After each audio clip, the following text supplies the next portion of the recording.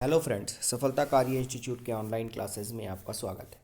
दोस्तों, कल हमने आपको संस्कृत के का रिवीजन कराया था, जिसमें हमने आपको प्रत्याहार तक बता दिया था। तो दोस्तों, प्रत्याहार के बाद बात आती है कि संस्कृत में वर्णों को कितने भागों में बांटा गया। तो दोस्तों, संस्कृत को वर्णों में दो भागों में बांटा गया, स्वर और व्यंजन। कितने में? स्वर और व्यंजन। तो दोस्तों, स्वरों को बांटा गया तीन भागों में, ह्रस्व स्वर, दीर्घ स्वर और प्लुत स्वर। ह्रस्व स्वर, दीर्घ स्वर और प्लुत स्वर। कहा गया स्वर के बारे में, स्वयं राजन्ते इति स्वराः, अर्थात जिनके उच्चारण में किसी अन्य वर्णों की सहायता नहीं लेनी पड़ती, वही क्या है? स्वर है। तो संस्कृत में ह्रस्व स्वर 5 हैं, आ ई उ री और लृ। संस्कृत में ह्रस्व स्वर कितने हैं? 5 हैं, आ ई उ री और लृ, जिन्हें हम मूल स्वर भी कहते हैं। संस्कृत में दीर्घ स्वरों की संख्या है 8, बड़ा आ, बड़ी ई, बड़ा उ, री, ए, ऐ, ओ और औ। और प्लुत स्वर संस्कृत में कहा जाए तो ओम। क्या है? ओम। जैसे प्लुत स्वर अर्थात जिनके उच्चारण में दो मात्रा से अधिक का समय लगे, वही क्या है? प्लुत स्वर है। ठीक है। अब जानने वाली बात यह है कि अ ई उ री प्रत्येक वर्ण के कितने भेद होते हैं? 18 भेद होते हैं। पूछा जाता है आपके एग्जामिनेशन में कि आ ई उ और री प्रत्येक वर्ण के कितने भेद होते हैं? 18 भेद होते हैं। लृ, ए, ओ, ऐ, औ के 12 भेद होते हैं। लृ, ए, ओ, ऐ, औ के 12 भेद होते हैं। और री एवं लृ के अगर दोनों को मिला लिया जाए तो 30 भेद होते हैं। री के हो गए 18 और लृ के हो गए 12, दोनों मिला के 30 भेद। अब बात आती है दोस्तों व्यंजन की। तो व्यंजन अर्थात हल। व्यंजन अर्थात हल।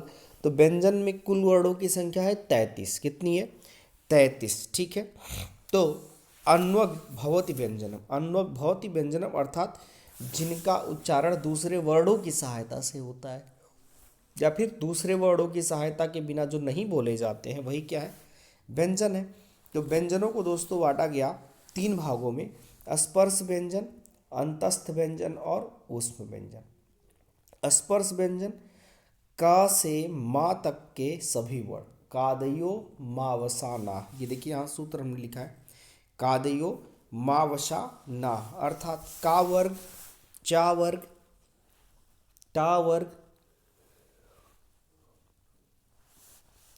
ता वर्ग और पा वर्ग। का वर्ग, चा वर्ग, टा वर्ग, ता वर्ग और पा वर्ग। अर्थात कुल कितने वर्ण हो गए स्पर्श व्यंजन में? 25 वर्ण। ठीक। फिर आता है अंतस्थ, अर्थात अंतस्थ का मतलब हो गया या, व, रा और ला। ठीक। अर्थात यण प्रत्याहार। कौन सा प्रत्याहार? यण प्रत्याहार।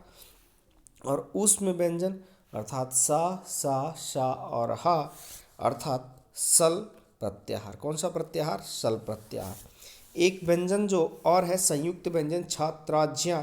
ठीक है। यह दोस्तों आपके संस्कृत वर्णमाला में नहीं है, यह आपके संस्कृत वर्णमाला में नहीं है।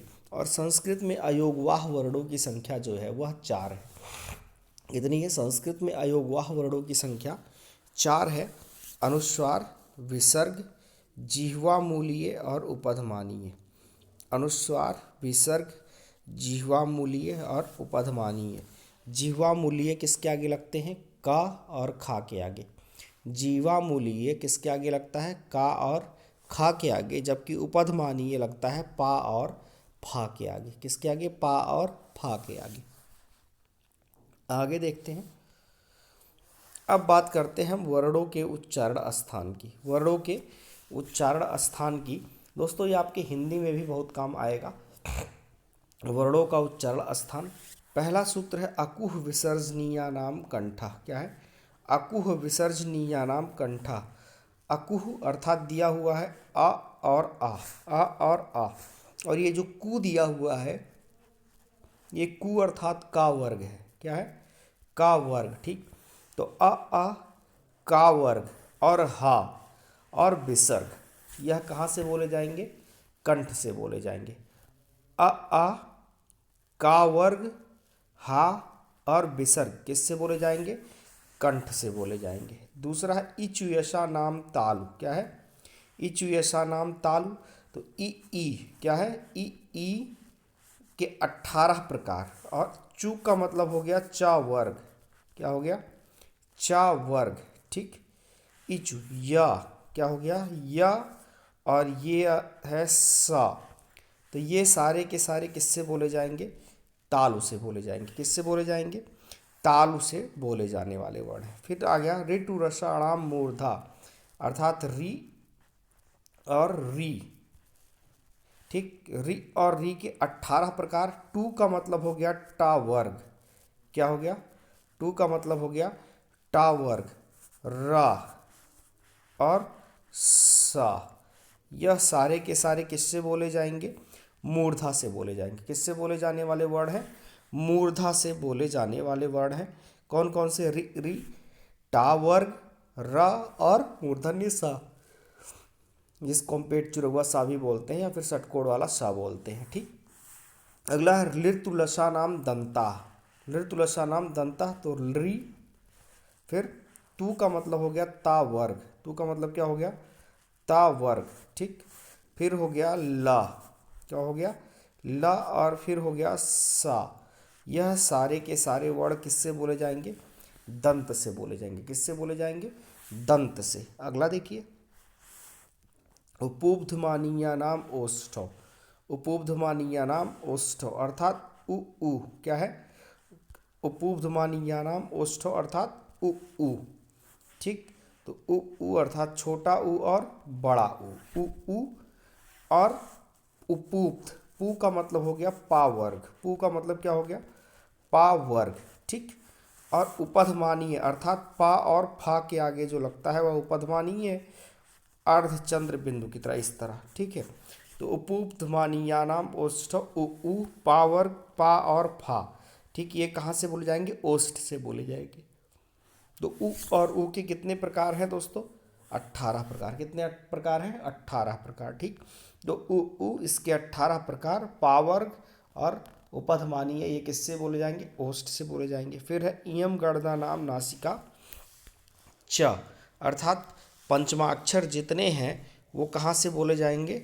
नासिका से बोले जाएंगे, और इनको हम अनुनासिक वर्ड भी कहते हैं। इनको हम अनुनासिक वर्ड भी कहते हैं।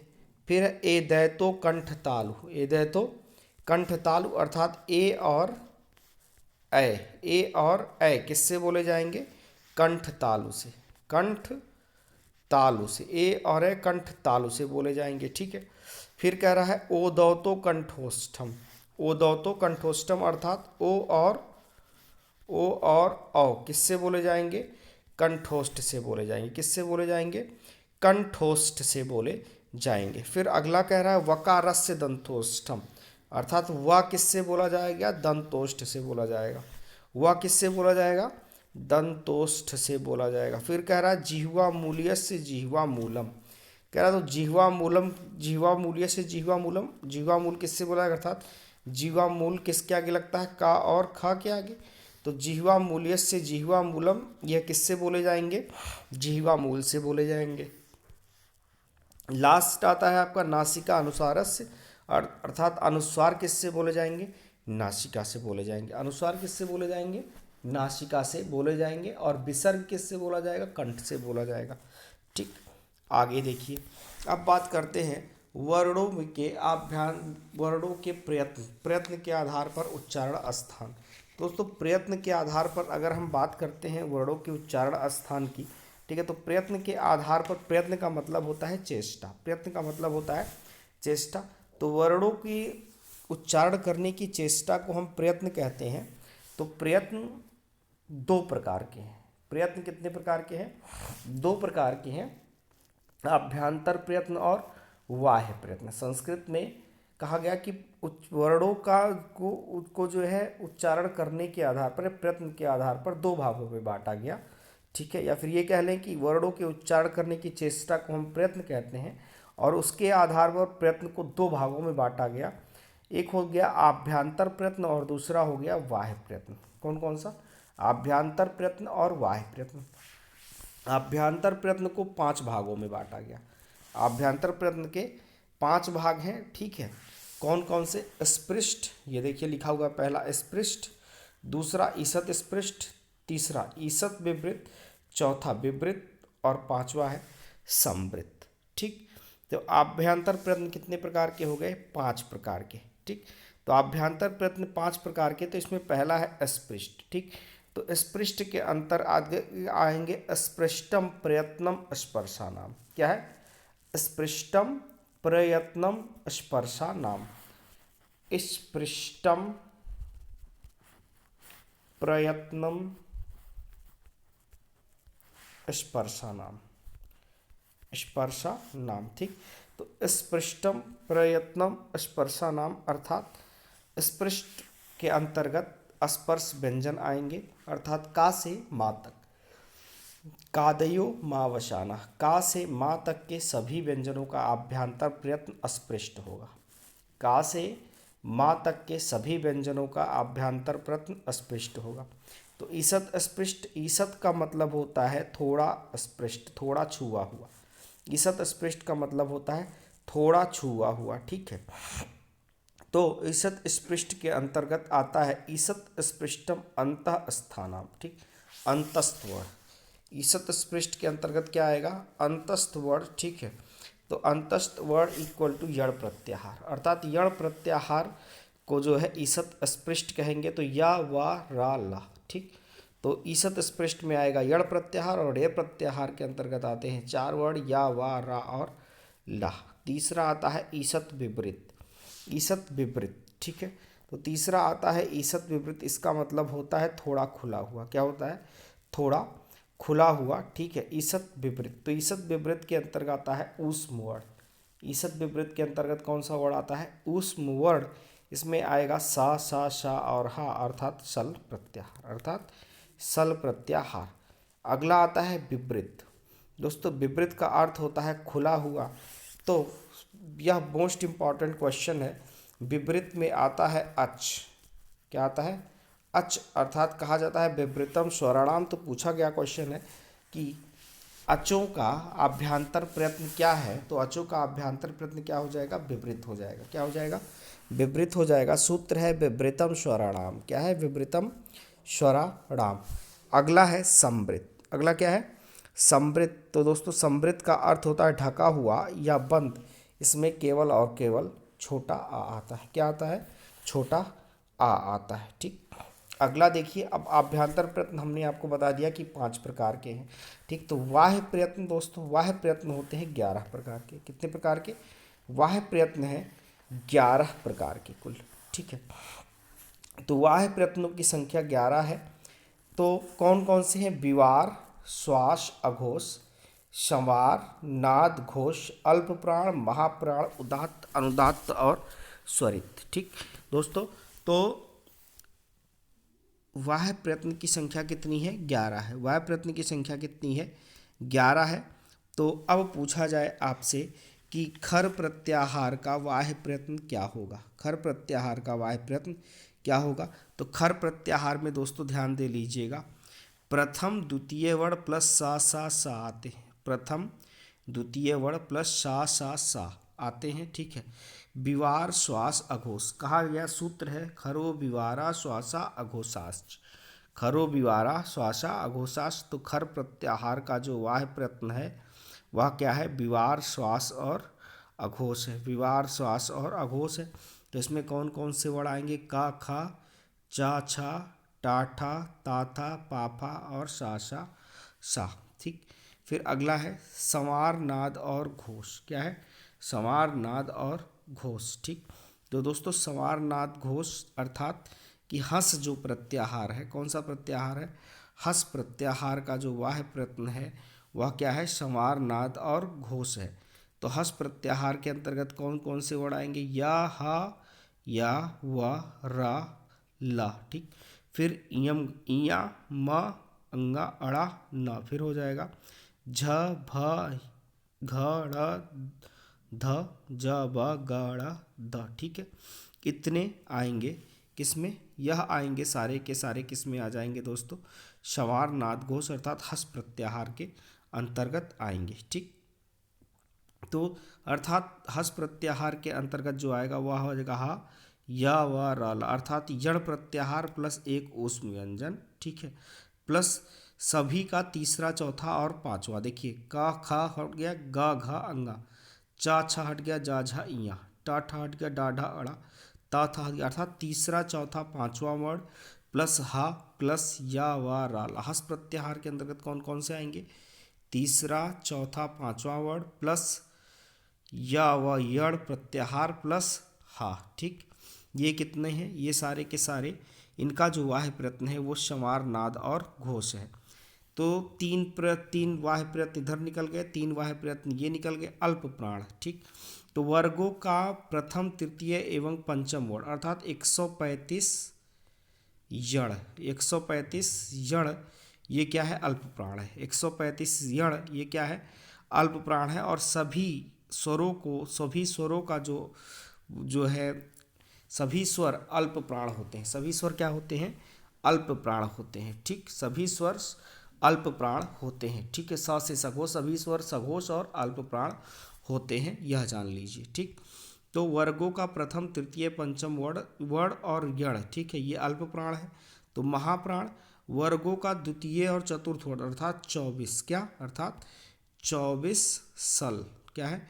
24 सल, ठीक है। वर्गों का द्वितीय और चतुर्थ वर्ण अर्थात 24 और सल प्रत्याहार अर्थात ऊष्म वर्ण, ठीक। तो 24 सल ये सारे के सारे क्या है?